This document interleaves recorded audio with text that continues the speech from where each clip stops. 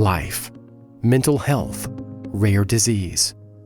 That's what Never Give Up is all about.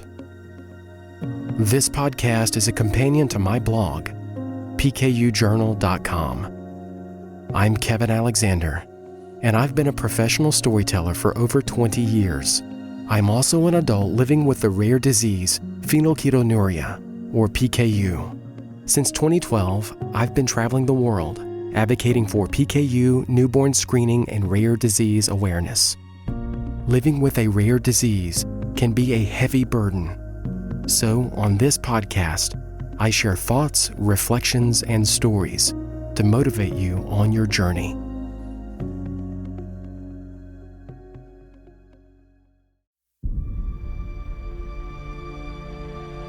What connects with people is you connecting with yourself. I heard that a few years ago, and I love it. It guided me when I created this podcast. And it helps me stay focused on what this show is all about. It's one person's journey of self-discovery. I open up and share my life with you in a way that I haven't always done in my advocacy work. And hopefully, it helps you think about your rare disease life and discover something about yourself. Sometimes, when I'm working on these stories, I have to review old journal entries for ideas. Some events are recent, others decades in the past. But regardless, memory is elusive. We remember something one way, only to realize later that it happened another way. But sometimes a memory sticks with us. Maybe it's a happy memory. Maybe it's a traumatic one. Either way, we recall it in vivid detail. Sometimes when we don't want to. Today's story is one I recall frequently. Actually, every time I drive. So, I think about it every day.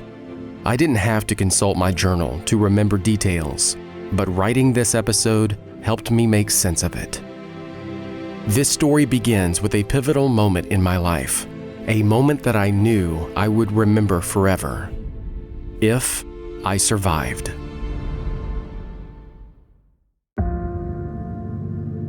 You see life differently when you've worked in the field. I describe my years as a TV photojournalist like this. You're a professional bystander. You're there to watch something unfold, document it, and then share that with your community. But you also see a lot that you can't put on TV, at least not ethically. I've shared those experiences before, so I won't recount them now. Let's just say that tragedies happen every day. And the things that some people are capable of. I still don't have the words. That knowledge, that experiential awareness of another side of life, it's isolating.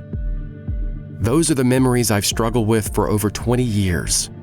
I'm not exaggerating. I hate nighttime because that's when the memories return. Specific sights and sounds of people that I can't forget. I'm not trying to make more of this than it is. I know my memories, but I can't imagine what veterans, first responders, or emergency room workers have to deal with. Those memories are about what I've witnessed, but there were other times when slight changes in circumstances could have put me in great danger. Last year, I shared that I once rolled up to a crime scene just minutes after the armed suspect had fled on foot. I arrived before the police, and I often think about what would have happened if I arrived a few minutes earlier, or if the suspect had returned. It happened at a gas station, and I think about it every time I'm at the pump. Another time, I was headed into work at the TV station, and I left my apartment just minutes before there was a shooting downstairs. And then I came home to cover the story. The police told me that the shooter had climbed a tree so that he could shoot down into the apartment. and was either there already when I walked out to my car or got there right after I left. And I was in Russia when the Domodedovo airport in Moscow was bombed.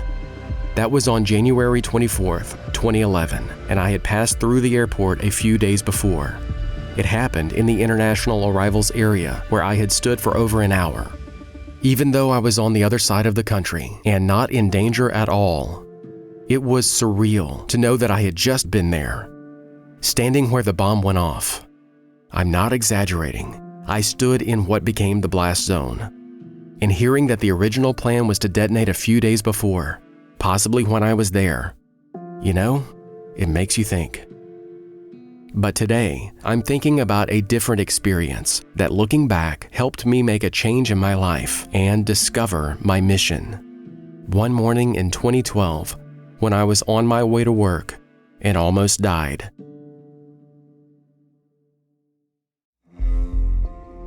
I don't know how many car accidents I covered in the field. Hundreds? Thousands? Some days there were more than others. But I probably averaged one per day for almost 7 years. I've seen just about every way twisted metal can injure or kill. And so, this one morning in 2012, when I was on my way to work, I was keenly aware of what can happen to someone when there's a serious car accident. I was driving to work in heavy traffic, but it wasn't slow, crawling, bumper-to-bumper traffic. The road was full, and everyone was driving fast. I was going about 60 miles per hour in the left-hand lane of a local highway. Someone changed lanes and almost hit my car. It was obvious they didn't see me, and I couldn't just slam on the brakes. They were inches away from me, and someone was right behind me. All I could do was veer left, off the road. But the road sloped down on my left. If I went too far off the road, I knew what would happen. I would flip my car. And since I was going about 60 miles per hour, I knew what that meant. It wouldn't just be an accident. It could be a fatal rollover. Now, it's commonly said that when you are in a situation like this, time seems to slow down. I had heard that, but I had never experienced it. Well, it's true. I thought I was going to die. Because when I veered off the road and felt my car almost go down the slope, I lost control of the vehicle, and that's when time slowed. What I'm about to describe took place over a few seconds, but it felt like forever. It was the weirdest sensation. As I went off the road, I knew death was imminent, or at least serious injury, but the other car was well ahead of me now, so I turned the wheel and tried to get back on the road. Somehow, my car didn't go down the slope. It didn't flip, and instead, I was back on the road, but I started spinning out of control. And so, in that moment when my car was spinning out and I thought I was about to die, I thought about the car accidents I had covered, and I knew what could happen. As I tried to regain control, the car spun to the left, then spun back to the right, and then I spun all the way around and across to the other side of the highway, where I finally slowed down and came to a stop. The highway was busy with early morning traffic, but everyone had slowed down safely. My car didn't have a scratch. When things finally calmed down, that's when I had a panic attack. I realized what had just happened. But during the moment, when I thought death was imminent, it's hard for me to explain my reactions during it all, because I had stayed calm in the moment, remained focused, and regained control of the car. And I lived, but I wouldn't be the same. I felt like I had confronted death and lived. And from that moment on, my priorities changed.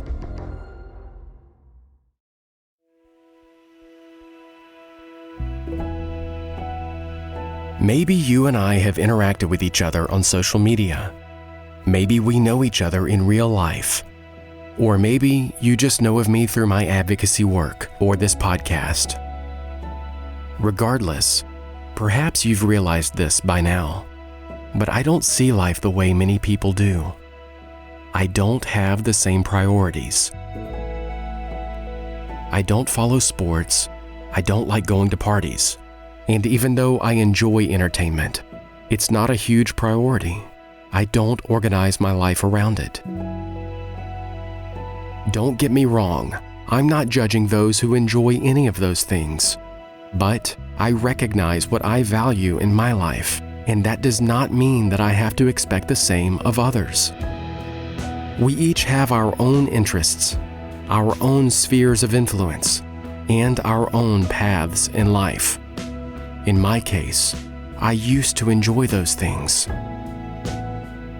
But then, I was exposed to a world where tragedies happen every day, where life turns sharply, and one moment of celebration and joy is followed by another of grief and heartache, where you think about life and death constantly because you see that fine line that separates them daily, where you live in the suburban, sheltered life that many of us reside in.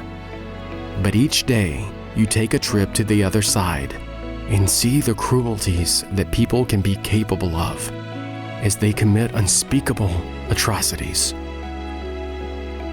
Even though I had left that world behind, I was struggling to fit in, and my priorities changed. At this point in life, I had left broadcast journalism and had a different job. But 4 years had passed, and I realized that it wasn't suited for me. I was just coasting through life. A few months earlier, my adventures in PKU advocacy had begun. I was getting a taste of what it meant to live again. But I was still in that transitional period of knowing that I wanted to make a change in life, but not quite ready to make the leap. And then this happened. It forced me to wake up, to make a change. A few months later, I left that job and worked for myself for the next 3 years. That opened up opportunities to travel for PKU advocacy, and along the way, as I discovered what it meant to live again, to be comfortable with different priorities because of my life experiences, I discovered my mission in life. My mission is to tell stories for the PKU, newborn screening, and rare disease communities. Stories of perseverance, determination, and hope. Stories that remind us that we are not alone. Stories that reveal what I believe with all my heart, that no matter what we are going through in life, no matter how dark it gets, there is always hope, and life is beautiful. I've shared about my time away from advocacy. For 2 years, I isolated myself in my pain. You can hear about those experiences in Season 1. Episode 1 is called Regaining Hope, My Journey to Rare Disease Advocacy. It's my mental health story, and in it, I open up and reveal that pain. Some that is related to my rare disease life, and some that is just from lived experience, but has a direct impact on how I cope with my rare disease and the daily treatment it requires.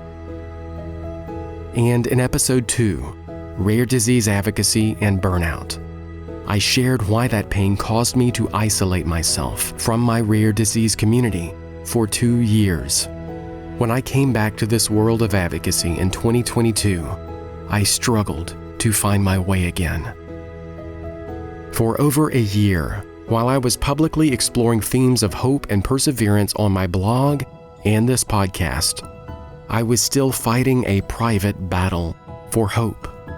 I wasn't sure that being so vulnerable and transparent was the right choice for me. I still didn't have my confidence back, a sense of purpose and direction that drove me in my previous work in advocacy. That confidence, that sense of purpose, eluded me until October of 2023. Let's be honest. Most days we are consumed by our daily routines. We have responsibilities, and we do our best to fulfill them. And often, our sense of wonder at the beauty and fragility of life fades. Things seem mundane. But every now and then, we wake up, and an experience changes us forever. Well, October 17th, 2023 was the beginning of one of those transformational moments for me. That's the day my journey to the 2023 ESPKU conference began. ESPKU stands for the European Society for PKU and Allied Disorders treated as phenylketonuria. The conference was held in Birmingham in the United Kingdom, and I documented my journey in 2 episodes of this podcast, Finding Your Rare Disease Community and One Global Community. I'm not going to recount those experiences here. Those stories are long, but feature voices in the PKU community from around the world. What I want to share now is what that experience meant to me personally. Until that trip, even though I was active in advocacy and reconnected with my community here in the US, I still felt unsure of myself. Something was missing, and I couldn't figure out what it was. A sense of hope was returning to my life. But while at the conference, I spoke with so many others in the PKU community, and we had deep conversations about life with our rare disease. And I felt even more hope. But also a new realization deep in my heart. Something that's become a vision for how I see my community and what drives me in my mission. Rare disease life has no borders. We are one global community, and we are all in this together.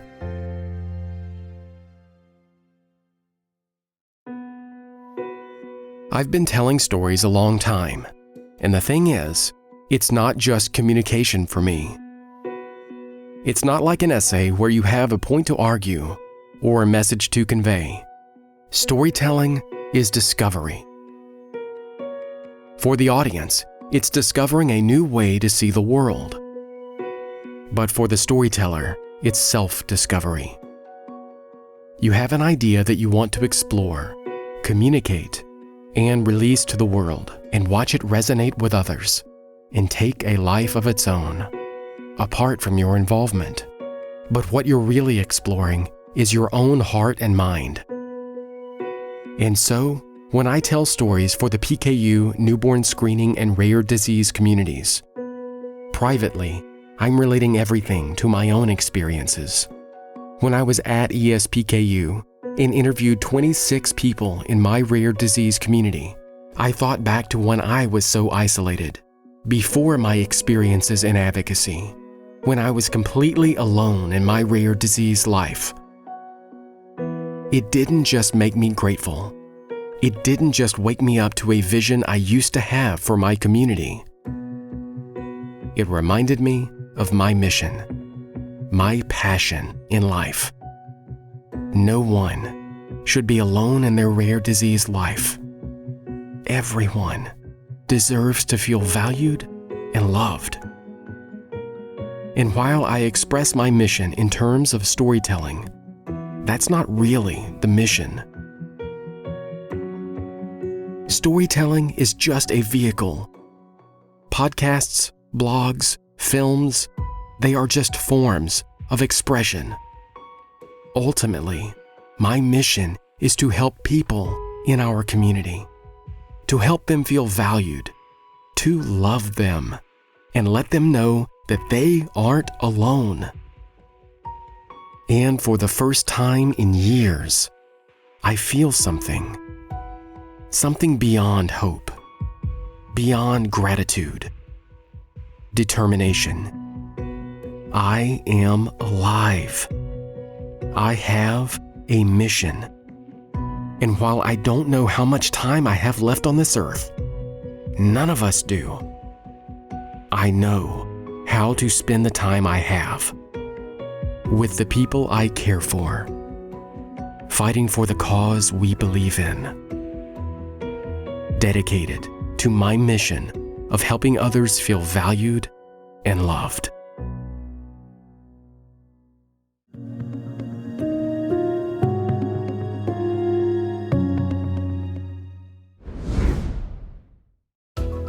I'm eager to learn more about other rare diseases.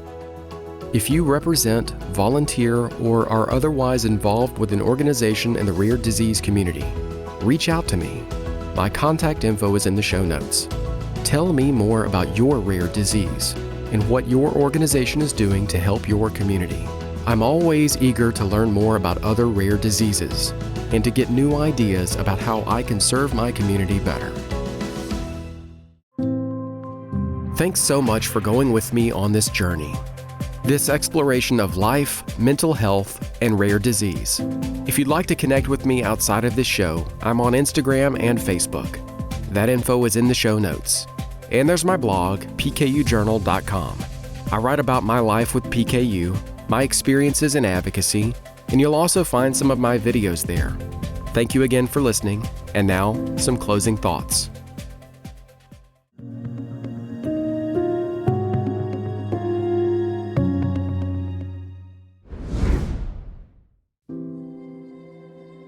Your greatest pain can become the source of your greatest strength.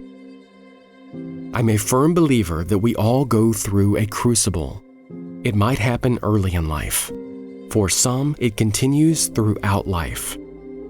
And for others, it might not come until much later on.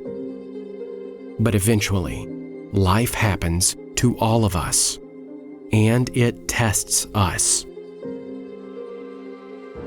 That is when we discover ourselves, who we really are, what we are made of. When you learn to live like this, to embrace your crucible as inevitable, a defining moment, and you take time to discover your mission in life, when you learn to live based on what you believe, your core values, when you learn the thing that motivates you like nothing else, gives you a sense of purpose and direction, and is the reason you wake up in the morning, when you discover this, you're transformed. No one can take it away. But it takes work, reflection, self-examination. It takes continually revisiting this over and over and over, to keep the awareness of the beauty and fragility of life, the determination to embrace every moment, fully awake and alive. You can't do that if you're living according to the always-on, 24/7 culture of modern society. This takes time. Time is our crucible. We are always changing, always being tested, and always learning how to never, never, never give up.